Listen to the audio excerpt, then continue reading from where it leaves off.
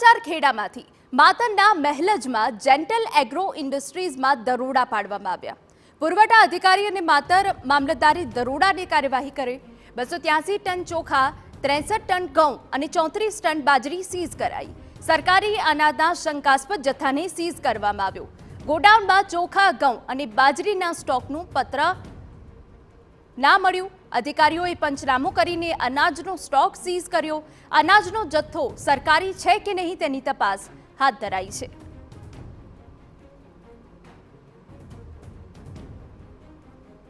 Collector ઓફિસથી બાતમી મળતા તપાસ માટે ગયેલા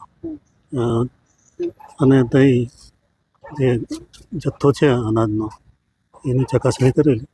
એનું સ્ટોક પત્રક ન હોવાથી તમામ ઉપલબ્ધ જથ્થો સીઝ કરેલ છે અને સેમ્પલ લેવામાં આવે છે ઘઉં, ચોખા અને બાજરીના।